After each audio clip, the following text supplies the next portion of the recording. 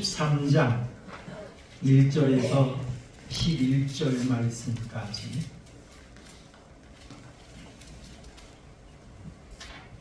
유월절 전에 예수께서 자기가 세상을 떠나 아버지께로 돌아가실 때가 이른 줄 아시고 세상에 있는 자기 사람들을 사랑하시되 끝까지 사랑하시니라. 마귀가 벌써 시몬의 아들 가룟 유다의 마음에 예수를 팔려는 생각을 넣었더라. 저녁 먹는 중 예수는 아버지께서 모든 것을 자기 손에 맡기신 것과 또 자기가 하나님께로부터 오셨다가 하나님께로 돌아가실 것을 아시고 저녁 잡수시던 자리에서 일어나 겉옷을 벗고 수건을 가져다가 허리에 두르시고 이에 대하에 물을 떠서 제자들의 발을 씻기시고 그 두르신 수건으로 닦기를 시작하여 시몬 베드로에게 이르시니 베드로가 이르되 주여 주께서 내 발을 씻으시나이까. 예수께서 대답하여 이르시되 내가 하는 것을 네가 지금은 알지 못하나 이후에는 알리라.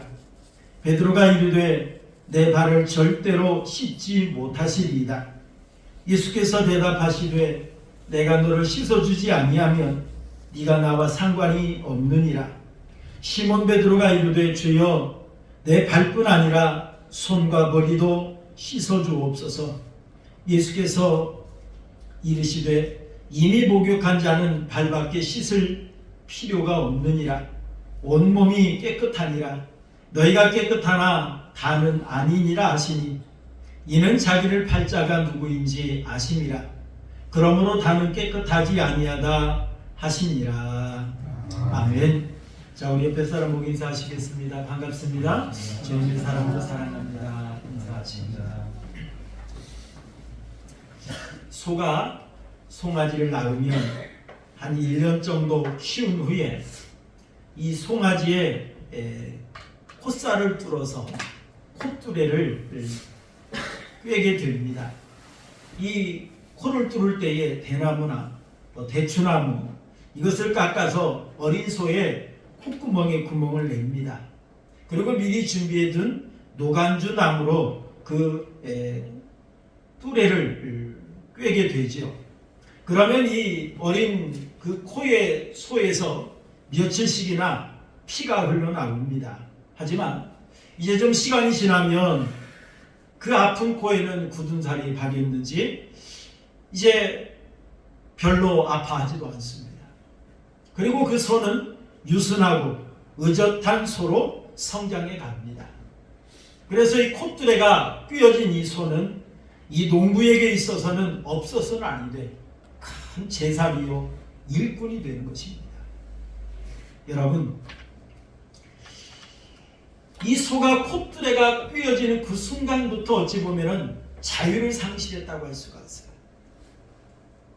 콧뚜레가 꿰어진 그 순간부터 어찌 보면 이 소는 이 농부가 시키는 대로 꼼짝없이 행할 수밖에 없는 그러한 것이 되는 겁니다. 하지만 콧뚜레가 꿰어지는 그 순간이 진정한 일꾼으로 성장하고 쓰임받을 수 있으며 다른 사람들에게 유익을 주는 존재가 된다는 것을 우리는 알 수가 있습니다. 오늘 본문의 말씀을 보면 어찌 보면 이 콧뚜레가 꿰어진 이 소와 같은 한 분을 우리는 발견해 볼 수가 있어요. 그분이 바로 누구냐면 예수님이십니다. 예수님께서 최후의 만찬석상에서 제자들의 발을 씻어주신 내용, 이것을 오늘 본문은 우리에게 소개하고 있습니다. 예수님께서 만찬석상에서 제자들의 이 발을 씻겨주신 이 사건은 장차 예수님께서 십자가에 못 박혀 죽으심으로 우리의 죄를 대속해 주시는 것을 상징적으로 보여주는 사건입니다. 그리고 이 사건을 통해서 예수님께서 겸손과 섬김의 교훈을 주신 것이 바로 제자들의 발을 씻기신 이 사건인데요. 저는 이 말씀을 묵상하면서 이 말씀 속에서 예수님이 어떤 분인가라고 하는 것을 다시 한번 발견하고 느껴볼 수가 있었습니다. 여러분, 이 팔레스타인 지역에 보면 날씨가 매우 건조합니다. 그래서 먼지가 많이 일어나죠. 또 더운 날씨에 살다 보니까 사람들의 신발도 샌들을 신거나 아니면 맨발로 다니는 사람도 많이 있다고 합니다. 그래서 외출하고 돌아왔을 때는 반드시 이 발을 씻지 않으면 위생상의 문제가 되어지기도 하고 또 집안을 더럽히는 그러한 이유가 되기도 하기 때문에 외출하고 돌아오면 반드시 발을 씻는 그러한 경향이 있다고 합니다. 특히나 귀한 손님이 오셨을 때는 주인이 자기 집에 있는 종을 시키거나 아니면 주인이 이 손님의 발을 씻겨주는 그러한 일이 있었다고 합니다. 자, 그런데 오늘 본문의 말씀을 보면 예수님께서 제자들과 함께 다락방에서 최후의 만찬을 행하시는 그러한 장면이에요. 예수님과 제자들이 최후의 만찬에 참여하기 위해서 들어왔지만 아마 발을 씻겨주는 자가 없었던 것 같습니다. 아마 그 자리에 종이 없었다든지 그렇지 않으면 제자들 중에 한 사람이라도 자원해서 발을 씻겨주었다고 한다면 아마 예수님께서 발을 씻겨주지 않았을 것입니다. 그런데 아마 발을 씻겨주는 자가 없었던 것 같습니다. 그 이유는 여러 가지가 있겠죠. 추측해 본다면 첫째는 손님의 발을 씻겨주는 사람이 주로 어떤 사람들이었느냐면 종들 중에서도 가장 천한 종. 이 종이 발을 씻겨주는 그런 일을 했다고 합니다. 그러다 보니까 아마 어느 누구도 자처해서 이 낮은 자리로 내려가는 자가 없었기 때문이었을 것입니다. 그리고 또 하나는 그 당시에 예수님의 제자들의 상황을 살펴보면 또 그럴 수밖에 없었던 것 같아요. 우리 누가복음 22장 24절 한번 읽어볼까요? 누가복음 22장 24절 시작. 또 그들 사이에 그중 누가 크냐 하는 무엇이 일어났다고요? 다툼이 일어났지라. 지금 예수님과 함께 최후의 만찬을 하기 위해서 제자들이 모였습니다. 자, 그런데 아마 그때 제자들의 상황을 보면 마음 상태를 보거나 얼굴 상태를 보면 평안하지 않았던 것 같아요. 기쁘지 않았던 것 같아요. 지금 그 자리에 모였는데 제자들이 서로 다투고 있었어요. 누가 크냐? 자, 이 말은 무슨 말이냐면 장차 예수님께서 이제 메시아 왕국을 세우실 것인데 그 자리에 그때 누가 높은 지위를 차지할 것인가? 이것을 놓고 서로 다투고 있었다 이 말입니다. 지금 이 논쟁의 이 싸움의 발단은 누구에게서부터 시작이 되었느냐면 세베대의 아들의 어머니라고 있습니다. 이는 곧 야고보와 요한의 어머니예요. 이 야고보와 요한의 어머니가 예수님에게 한 가지 부탁을 합니다. 뭐라고 부탁을 했느냐면은 주의 나라에서 하나는 주의 우편에 하나는 좌편에 앉게 해달라고 요청을 했기 때문에 그렇습니다. 아마 예수님의 제자들 중에서 수제자 하면 누가 우리는 제일 먼저 생각납니까? 베드로죠. 지금 베드로가 어찌 보면 수제자예요. 그렇다면 우편에 앉는다면 누가 앉아야 마땅합니까? 베드로가 앉아야 되거든요. 그런데 지금 두 아들을 하나는 우편에 하나는 좌편에 앉게 해달라고 해요. 그러면 베드로 입장에서 보면 어떨까요? 그럼 나는 어디서 해야 되지? 아마 그러면서 시기가 나고 아마 그러면서 서로 이제 목소리가 커지고 그랬을 것입니다. 자, 그 소리를 들은 열 제자가 듣고 분이 여겼다라고 누가복음에 또 마태복음에서는 말하고 있는 걸 볼 수가 있어요. 분하게 여겼다.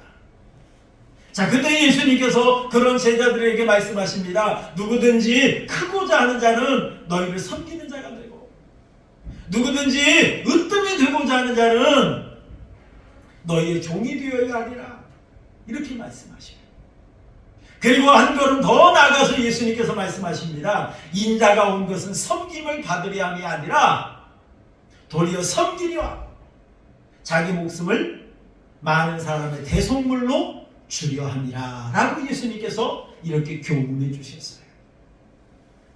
그렇게까지 예수님께서 말씀해 주셨지만 여전히 제자들은 다투고 있었어요. 계속 다투고 있었습니다.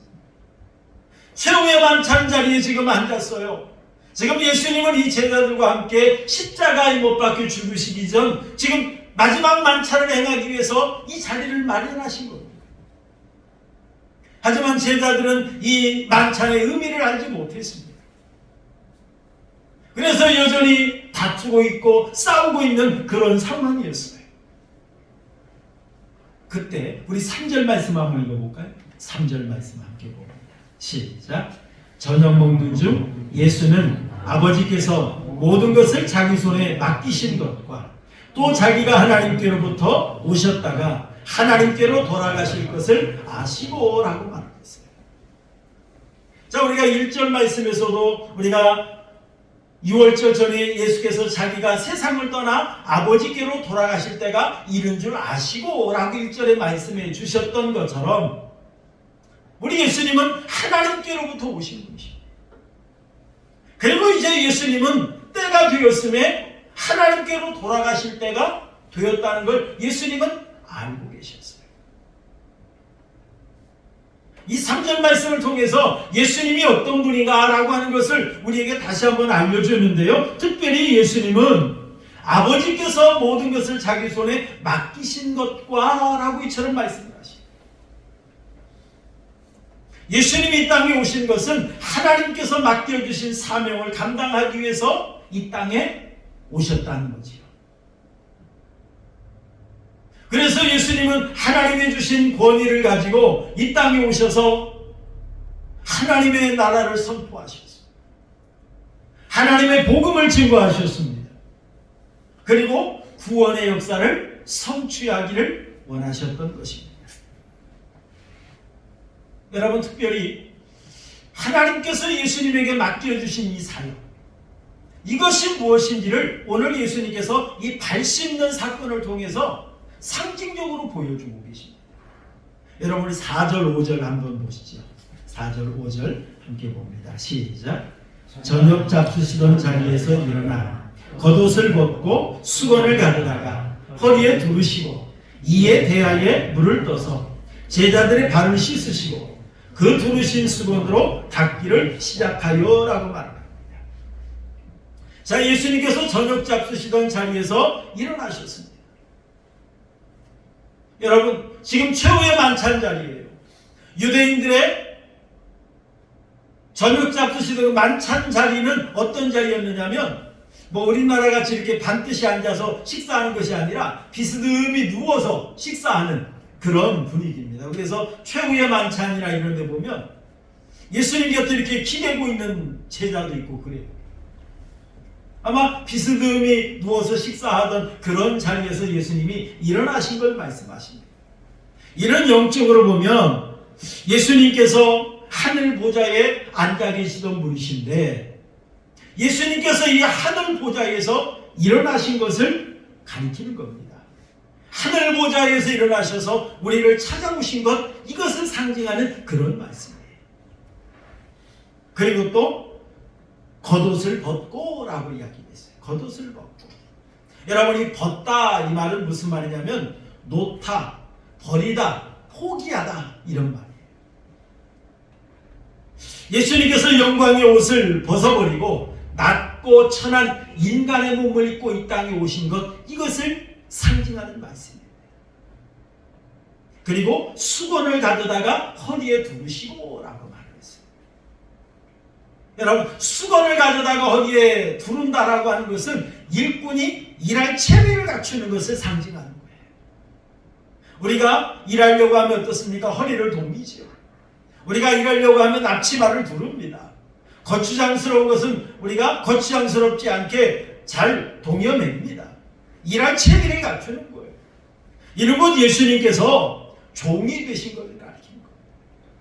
우리를 섬겨주시기 위해서. 우리를 구원해 주시기 위해서 예수님께서 종이 되신 것, 이것을 상징하는 이야기입니다. 그리고 예수님께서 이에 대하여 물을 담아 제자들의 발을 씻기시고 라고 말을 했어요.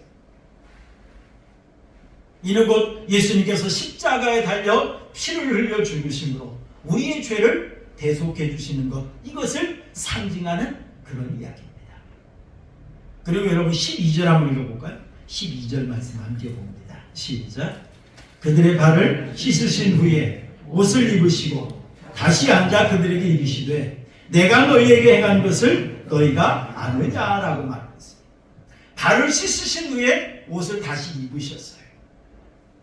이는 영적으로 예수님께서 십자가에 달려 피를 흘려 우리의 죄를 대속하시고 부활 승천하셔서 하나님 보좌 우편에 다시 앉으시는 것, 이것을 상징한다고 볼 수가 있습니다.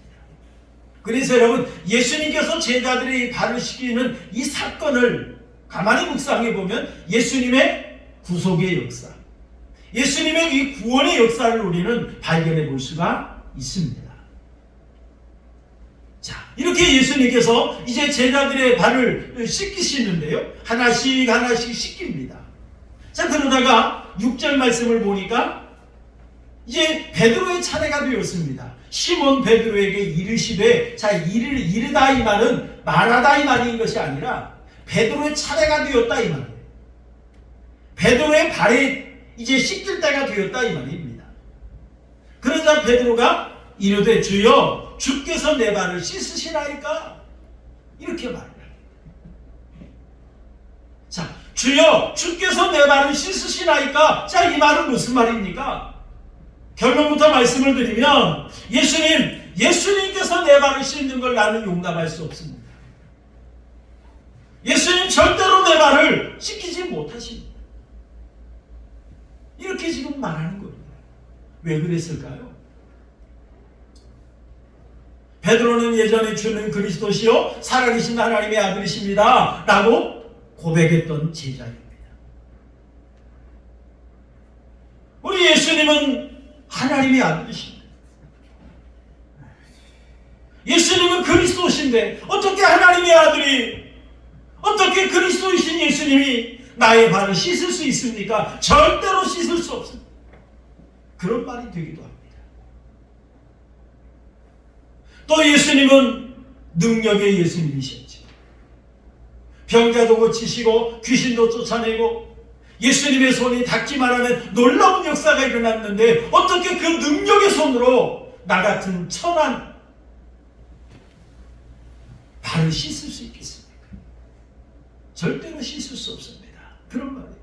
그리고 또 다른 의미로 살펴보면 제자가 선생님의 발을 씻겨드려야지 어떻게 선생님이 제자의 발을 씻겨줄 수 있습니까? 이건 윤리 도덕상 맞지 않습니다.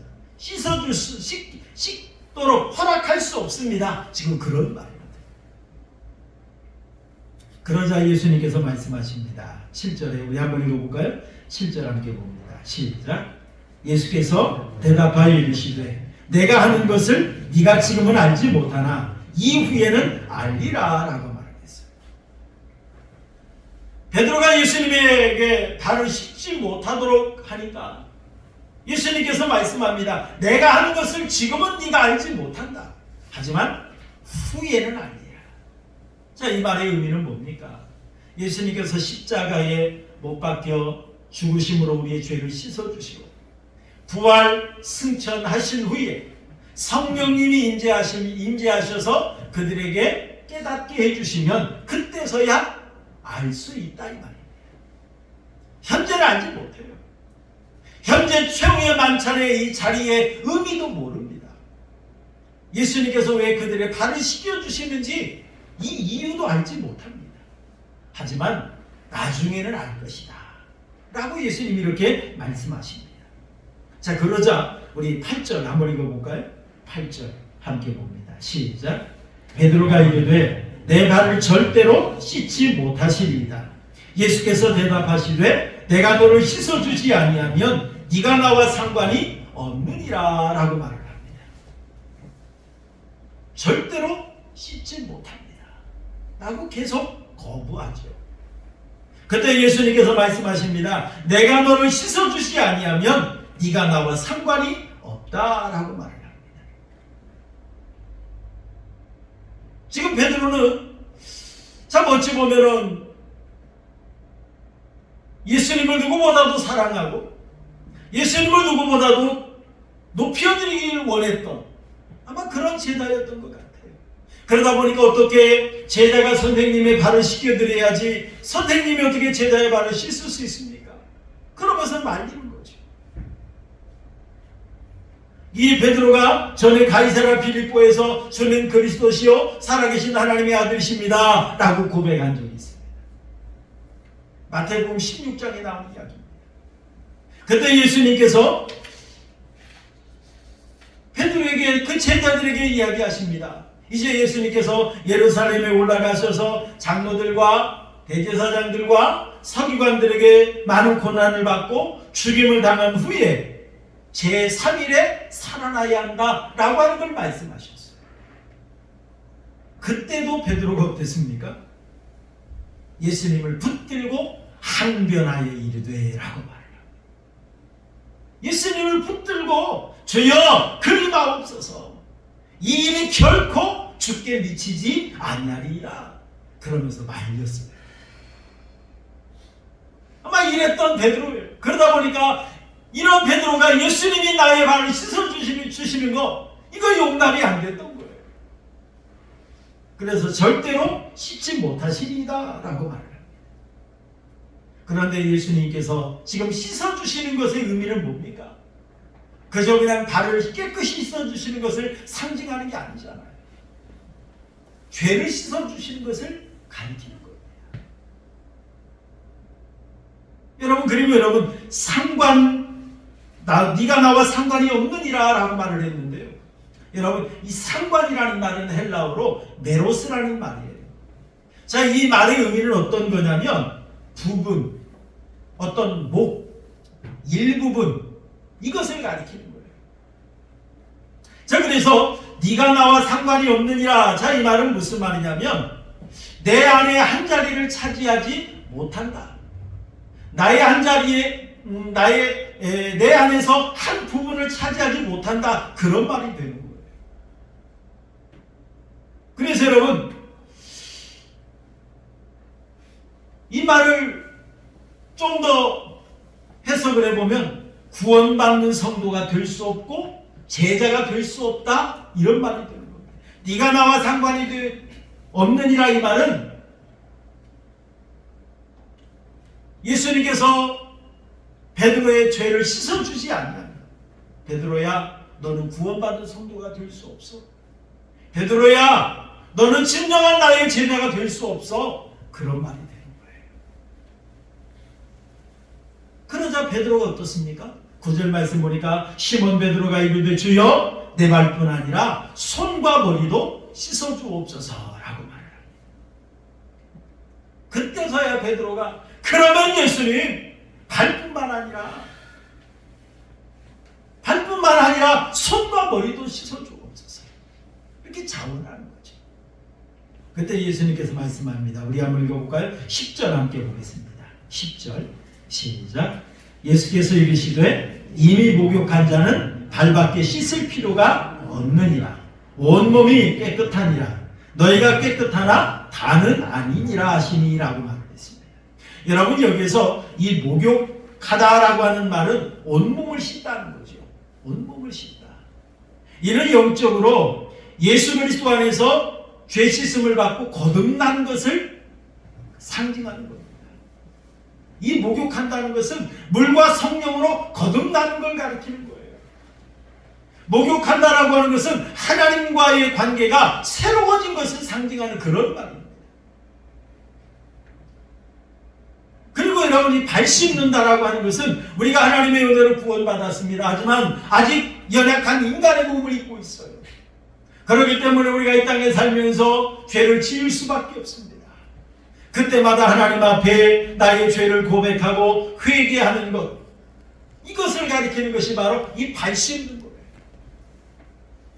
여러분 거듭남은 단 한 번밖에 일어나는 것이 아닙니다. 여러분, 우리가 하나님의 은혜로 죄사함 받고 거듭난 것은 전적인 하나님의 은혜예요. 이건 한 번이면 됩니다. 계속해서 거듭나고 3번 거듭나고 4번 거듭나고 그런 일이 아니에요. 여러분, 하지만 우리가 하나님의 은혜로 거듭났지만 아직 연약한 인간의 몸을 가지고 있기 때문에 알면서도 죄 지을 때가 많아요. 그럴 때마다 우리는 하나님의 십자가의 은혜, 우리 대속해 주시는 은혜, 이 은혜를 믿음으로 하나님 앞에 나와 죄를 고백합니다. 그런 의미에서 예수님께서 목욕한 자는 발밖에 씻을 필요가 없다라고 말씀을 하셨습니다. 그런데 여러분, 다는 아니다. 이 말은 무슨 말일까요? 여기 지금 제자 12명 있잖아요.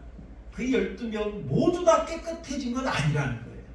왜요? 11절 보니까 이는 자기를 팔자가 누구인지 아시니라. 그러므로 다는 깨끗하지 아니하다 하시니라 라고 이렇게 말씀하셨던 겁니다. 가룟 유다를 가르쳤던 거죠. 여러분, 이 말씀을, 오늘 본문의 말씀을 토대로 우리 기독교를 한마디로 정의해 본다면 이렇게 정의해 볼 수 있을 것 같아요. 기독교는 다른 사람의 발을 씻어주는 종교입니다.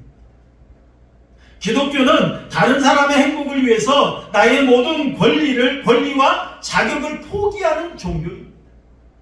우리 기독교는 다른 사람을 사랑함으로 말미암아 스스로 종이 되는 종교. 이게 바로 여러분 기독교입니다.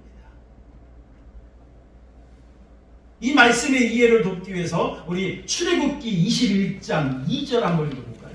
출애굽기 21장 2절 함께 봅니다. 시작. 네가 히브리 종을 사면 그는 6해 동안 섬길 것이요 7째 해에는 몸값을 물지 않고 나가 무엇이 될 것이며 자유인이 될 것이며 라고 말했어요. 여러분, 하나님께서 율법을 세워주실 때 히브리인들은 남의 종이 되더라도 6년이 지나면 7째 되는 해에는 자유롭게 되어지는. 그래서 여러분, 히브리인의 종은 영원한 종이 아니에요. 기간이 정해져 있어요. 시간이 지나면 몸값을 물지 않고 자유인이 되는 겁니다. 하나님께서 정하신 규례가 그렇습니다. 자, 그런데 이 종이 홀몸으로 그 집에 들어가서 종살이를 했어요. 그러다가 주인이 이 종을 긍휼히 여겨서 그에게 아내를 주었습니다. 그리고 그 아내와 함께 생활하다가 자식을 낳았어요. 가정을 꾸렸습니다. 자, 그런 상황에서 이 종이 자유롭게 되어지길 원한다면, 자유인이 되길 원한다면 나아갈 때는 어떻습니까? 아내와 자식들은 주인의 소유이기 때문에 남겨두고 자기 혼자 나가야 돼요. 자기 혼자 나가면 자유롭게 살 수 있습니다. 편안하게 살 수 있습니다.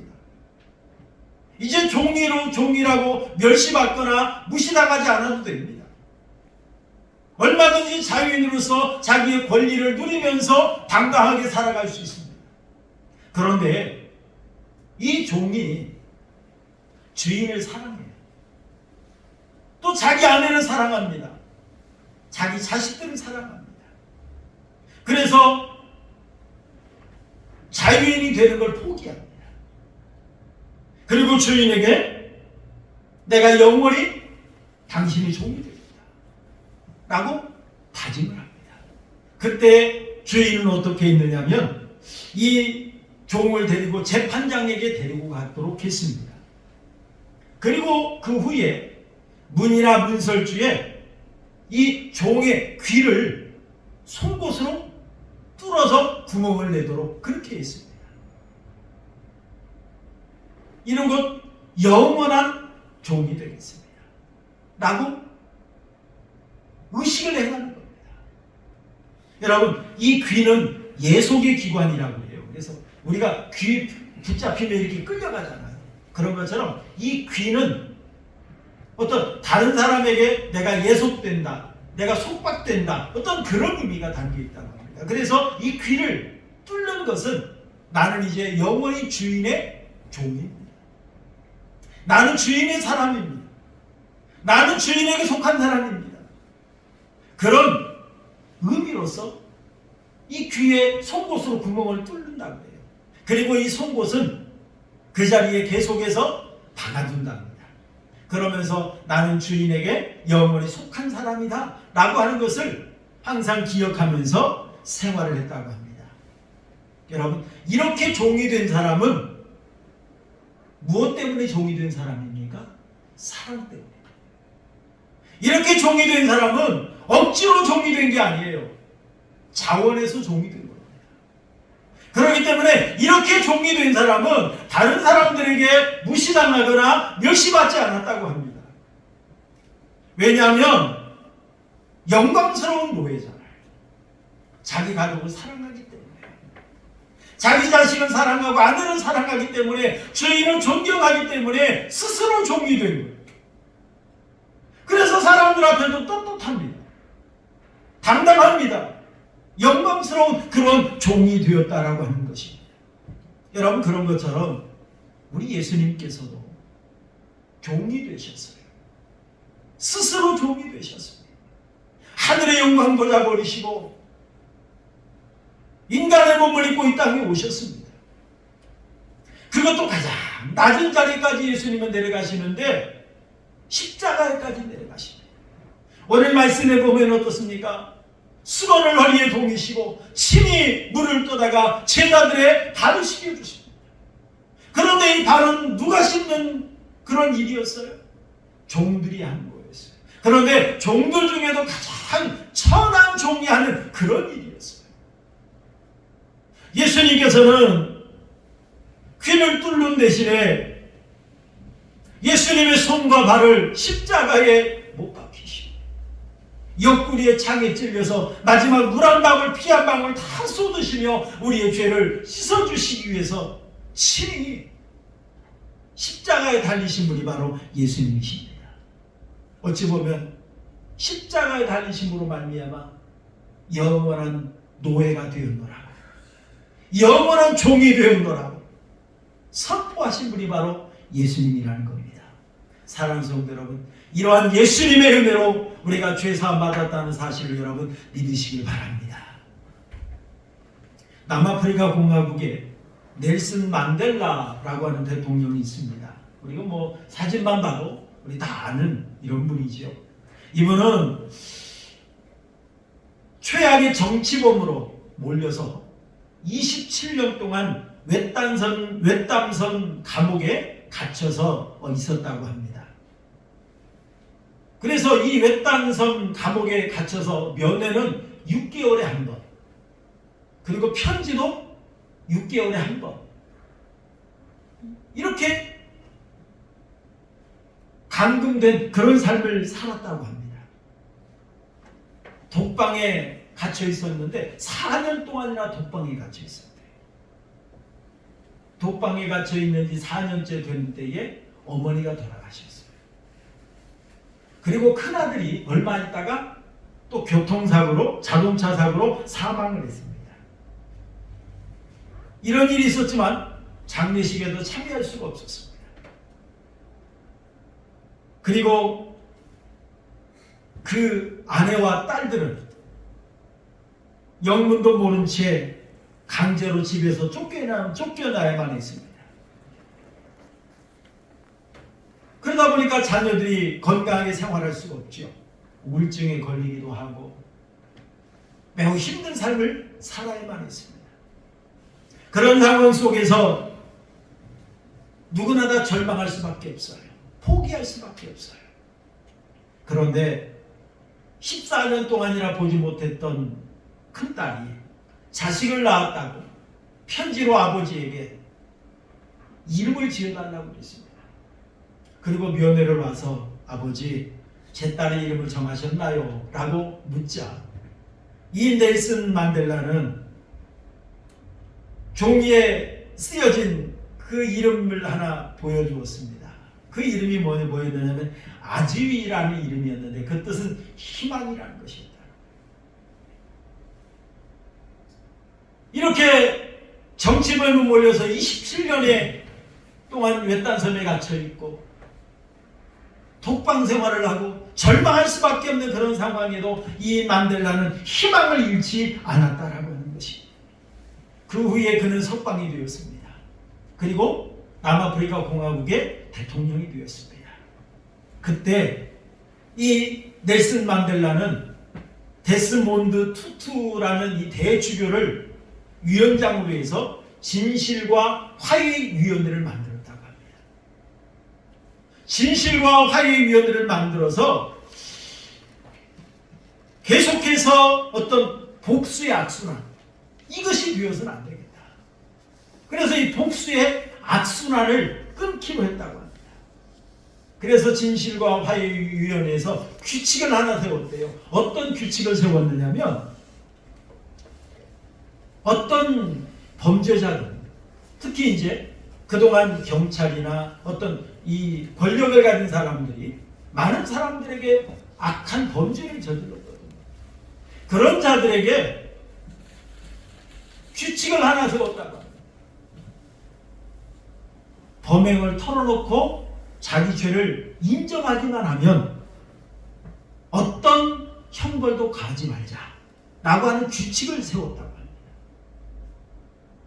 자, 그런 가운데 한 청문회가 열렸습니다. 어떤 사람의 청문회였느냐면 반드 브렉이라고 하는 경찰관의 청문회였습니다. 그때 이 경찰관은 자기의 죄를 이 청문회에서 털어놓기 시작했습니다. 이 사람이 한 가정에 저지른 죄가 있는데 어떤 죄를 지었느냐면 18살 되는 소년을 총으로 사살해버렸어요. 그리고 자기 죄를 감추기 위해서 이 소년의 시신을 바베큐처럼 숯불에 구워버렸습니다. 얼마나 잔인합니까? 그리고 나서 8년이 지난 후에 이 반드 브렉은 또다시 그 집에 들어가서 그 소년의 아버지를 체포했습니다. 그리고 장작돔 위에 묶어놓고 그 아버지에게 휘발유를 뿌리고 불살라버렸어요.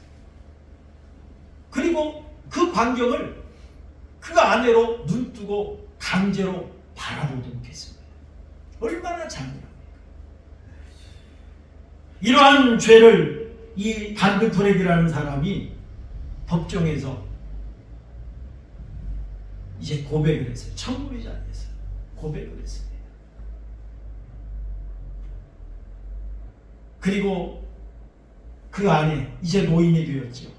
그 아내에게 재판관이 할 말 있으면 하라고 말할 기회를 주었습니다. 그때 이 노 부인은 이렇게 말을 했다고 합니다. 첫째, 내 남편의 장례식을 제대로 치를 수 있도록 해주십시오 라고 했고요. 두 번째, 그것은 이 반드 브렉이라는 이 사람을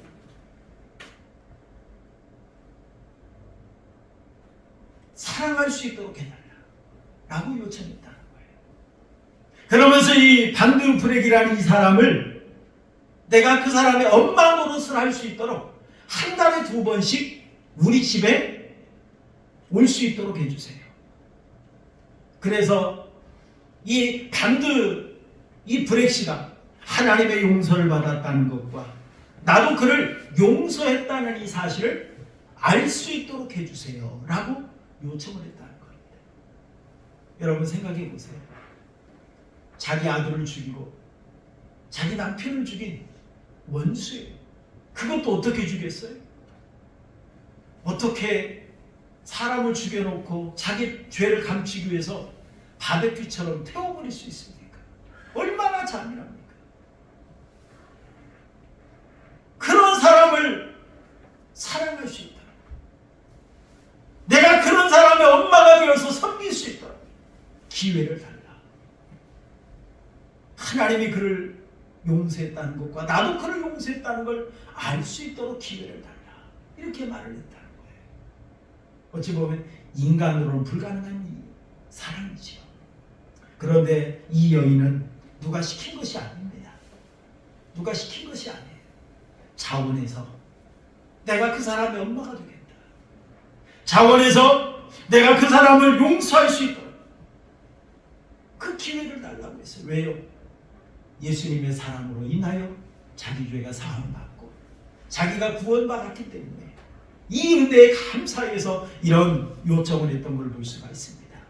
사랑하는 성도 여러분, 우리 예수님께서 스스로 종이 되어서 우리를 섬겨주셨어요. 스스로 종이 되어서 억지가 아니라 자원해서 예수님은 십자가에 못 박혀 죽으심으로 우리 죄를 씻어주셨습니다. 사랑하는 성도 여러분, 이러한 은혜가 없었다면 우리는 어떻게 되었을까요? 우리 영원한 지옥 형벌을 받아야만 했습니다. 영원히 우리는 멸망받아야만 했습니다. 그런데 예수님께서 자원하여 종이 되시고 자원하여 가장 낮은 자리에서 우리의 발을 씻겨주시고 우리의 죄를 씻겨주심으로 말미암아 우리가 구원받았습니다. 사랑하는 성도 여러분, 이러한 예수님의 은혜를 여러분들이 믿는다고 한다면, 정말 이러한 예수님의 은혜를 여러분들이 안다고 한다면, 정말 이런 예수님의 은혜에 감사하면서 예수님을 닮아가는, 예수님을 따라가는 우리 하은교회 성도님들이 되시기를 주님의 이름으로 축원합니다. 이러한 예수님의 은혜로 지옥 갈 자가 천국 가게 되었습니다.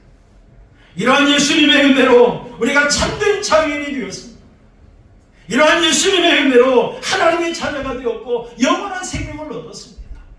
이러한 은혜 받았으니 이제 우리도 이러한 예수님을 닮아서 예수님처럼 섬기며 살아가는 우리 하은교회 성도님들이 되시기를 주님의 이름으로 축원합니다.